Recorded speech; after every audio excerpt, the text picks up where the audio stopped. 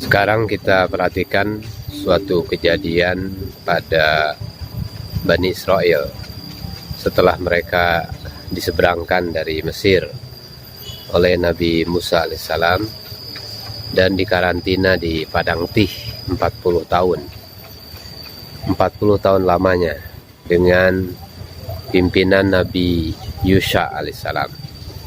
Mereka dapat juga menempuh negeri yang dijanjikan Tuhan, tanah Kanaan, dan kemudian menjadi Yerusalem.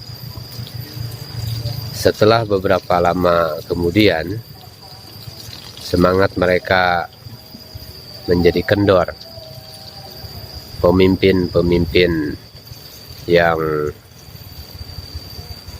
kuat tidak timbul lagi di kalangan mereka, sehingga bangsa Palestina yang waktu itu bangsa asli negeri itu bangkit kembali.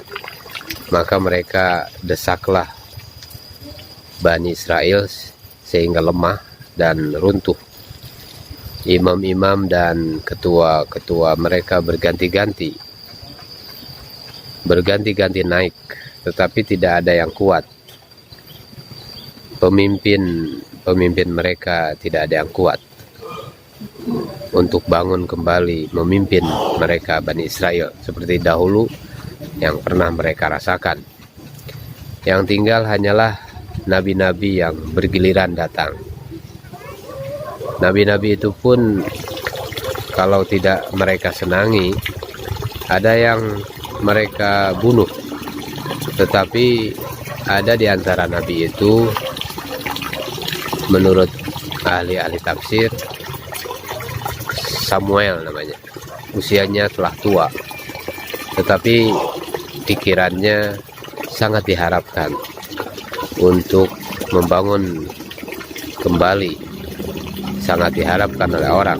Di zaman Nabi Samuel inilah timbul pikiran Bani Israel atas perlunya seorang raja, perlunya seorang pemimpin yang akan memimpin mereka.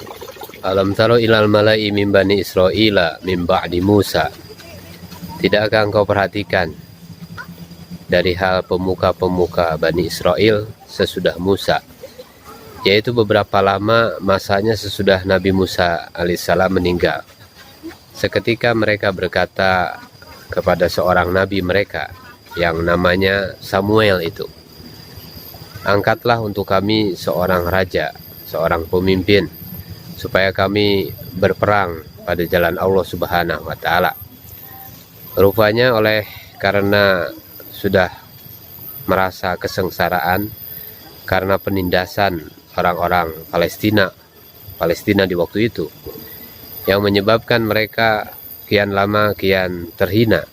Terasalah dalam pikiran pemuka-pemuka mereka bahwa kesengsaraan itu hanya dapat diatasi kalau ada raja yang akan memimpin, kalau ada pemimpin yang akan memimpin mereka yang dapat menyatukan mereka semua.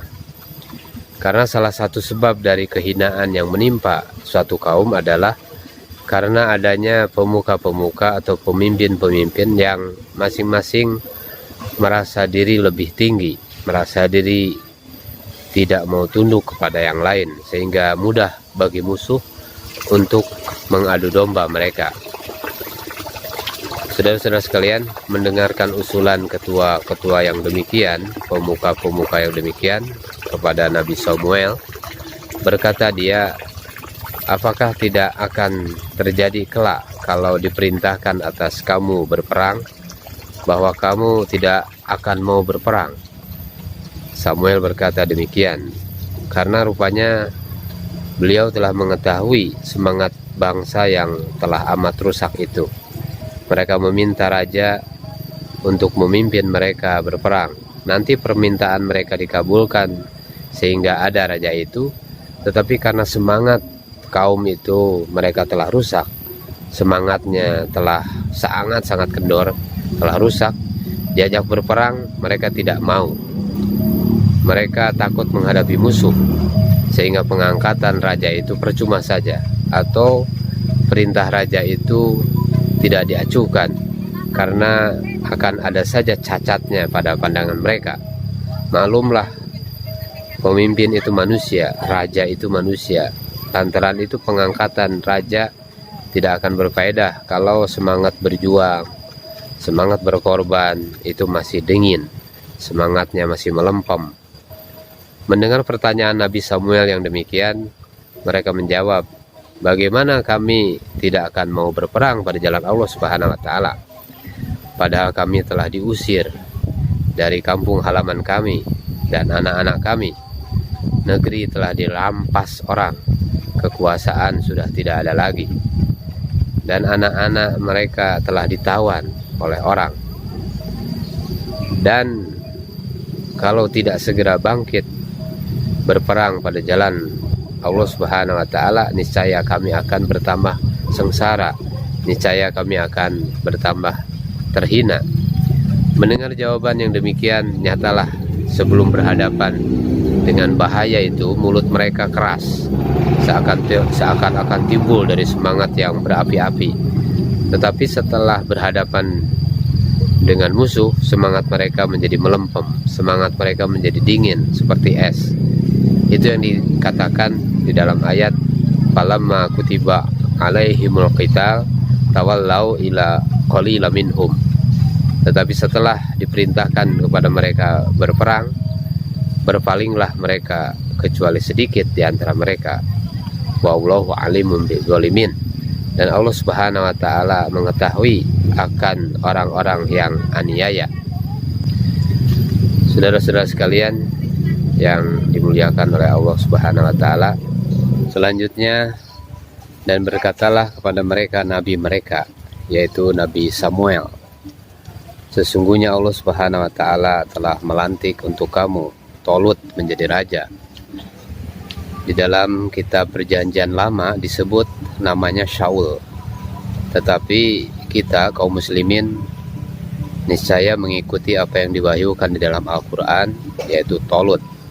Permohonan Bani Israel meminta untuk mereka dilantikan seorang raja, itu rupanya dikabulkan oleh Allah Subhanahu wa Ta'ala. Samuel diberi wahyu bahwa raja itu adalah Tolut, dan beliau sampaikan kepada mereka. Tetapi apa yang disangka sejak semula oleh Nabi Samuel memang terjadi. Setelah dimaklumkan kepada mereka yang akan menjadi raja mereka adalah Tolut, maka dengan serta-merta mereka membantah. Mereka berkata, apakah patut dia berkuasa atas kami, padahal kami lebih berhak dengan kekuasaan itu daripadanya, sedangkan dia tidak diberi kemampuan, tidak diberi harta. Saudara-saudara sekalian, di sini nampak lagi penyakit yang menyebabkan mereka dapat ditindas oleh bangsa yang lain. Waktu itu ditindas oleh bangsa Palestina. Semua pemuka-pemuka merasa berhak, merasa ingin, baik karena keturunan atau karena kekayaan, ingin menjadi pemimpin. Seorang Nabi Samuel memilih Tolut menjadi raja mereka. Mereka kenal dia bukan asal raja-raja dan bukan orang kaya. Bagaimana kami akan tunduk kepadanya kalau hanya itu yang akan dijadikan raja? Kamilah yang lebih berhak. Mereka katakan, kami padahal yang akan menjadi raja hanya seorang. Di antara yang berkami ini, kalau diangkat seorang, yang lain membangkang pula kelak. Mendengar bantahan mereka yang demikian, maka Samuel pun menjawab, berkata dia, sesungguhnya Allah Subhanahu wa Ta'ala telah memilih di atas kamu. Jadi pemilihan Tolut menjadi raja bukan karena kehendak Samuel, melainkan kehendak Allah Subhanahu wa Ta'ala. Sebabnya dia yang dipilih Tuhan adalah karena ada kelebihan dalam hal yang lebih penting, bukan karena keturunan, bukan karena kekayaan, dan telah melebihkannya keluasan daripada pengetahuan dan fisik, fil ilmi al jismi. Seorang pemimpin revolusi memerdekakan kaumnya dari penindasan musuh, tidak perlu kepada keturunan raja Sebab banyak di antara kamu yang keturunan orang-orang mulia di zaman dahulu, dan banyak di antara kamu yang mampu banyak harta, tetapi kamu tidak mempunyai ilmu dan tidak ada kemauan untuk berjuang. Fil ilminya tidak ada, wal jisminya juga tidak mampu, dan tidak ada kemauan untuk berjuang, tidak ada kemauan untuk berperang, dan tidak ada keinginan. Tambahan lagi, tidak mempunyai tubuh yang sehat, tidak mempunyai tubuh yang tampan sebagaimana layaknya seorang raja atau pemimpin. Maka Talut inilah kelebihannya, dia berilmu dan mempunyai tubuh yang layak supaya dia jadi raja, layak buat jadi raja. Dan Allah Subhanahu wa taala memberikan kerajaannya kepada barang siapa yang dia kehendaki. Kalau Allah Subhanahu wa taala akan mengangkat seseorang ke puncak kekuasaan, meskipun dia bukan keturunan raja ataupun orang kaya, dengan sendirinya dia akan naik, tidak bisa dihalangi oleh siapapun. Sejarah menunjukkan yang demikian. Bahkan tiap raja yang mendirikan kerajaan ini mula-mula bukan karena keturunan raja, anak keturunan mereka lah baru yang dinamai keturunan raja. Dan Allah Subhanahu wa taala maha luas lagi maha mengetahui. Allah Subhanahu wa taala Tuhan maha luas, bukan memandang yang hanya di hadapan seperti mana pandangan kalian, bukan memandang Talut yang sekarang sebelum dia resmi menjadi pemimpin kamu, tetapi Talut masa depan. Talut masa depan dalam kekuasaannya memimpin kamu berjuang, dan Tuhan lebih mengetahui akan kesanggupan, Tuhan lebih mengetahui akan kemampuan daripada Talut, daripada kamu sekalian. Saudara-saudara sekalian yang dimuliakan Allah Subhanahu wa taala, di sini Al-Qur'an telah meninggalkan dua pokok dasar untuk memilih seorang untuk jadi pemimpin atau pemegang puncak kekuasaan. Pertama, ilmu. Yang kedua, tubuh fisik, terutama ilmu yang berkenaan dengan tugas yang sedang dihadapinya, sehingga dia tidak ragu-ragu menjalankan kepemimpinan. Yang terpenting sekali adalah ilmu dalam cara mempergunakan tenaga. Pemimpin tertinggi itu tidak perlu tahu segala macam ilmu, tetapi wajib tahu memilih tenaga yang akan ditugaskan menghadapi suatu pekerjaan. Nah, ini kemampuan manajemen. Nah, itulah ilmu pemimpin, itulah ilmu pimpinan. Nah, disinilah maka Sayyidina Umar bin Khattab seketika memerintah pernah mengakui terus terang bahwa Abu Bakar ini lebih pintar dari dia di dalam memanage, di dalam memilih tenaga-tenaga orang untuk dipekerjakan. Abu Bakar telah memilih Khalid bin Walid menjadi panglima perang, padahal Umar kurang setuju. Sebab ada beberapa tabiat Khalid yang tidak disukainya, sehingga setelah Abu Bakar wafat dan dia naik menjadi menggantikan jadi khalifah, maka perintahnya yang pertama kali adalah menurunkan Khalid bin Walid dari jabatannya. Maka Khalid menyerahkan jabatannya dengan patuh kepada Abu Ubaidah, penggantinya.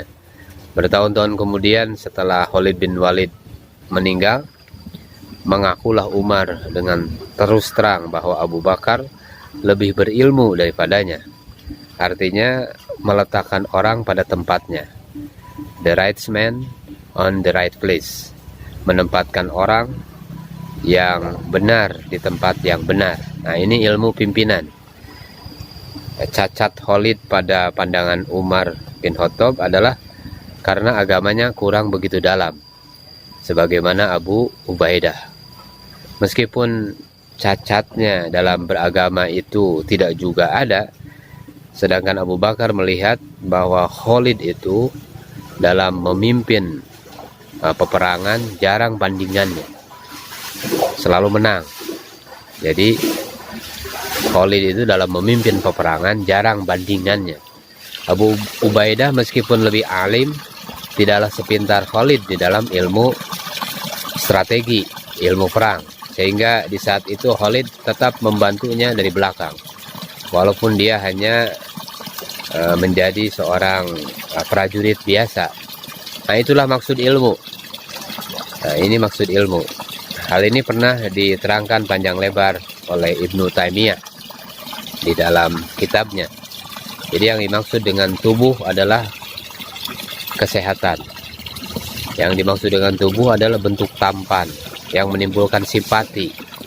Oleh sebab itu, maka ulama-ulama fikih banyak berpendapat bahwa seseorang yang badannya cacat, invalid, jangan dijadikan raja, jangan dijadikan pemimpin, kecuali cacat yang didapatnya di dalam peperangan, karena bertempur misalnya, di dalam melaksanakan tugas.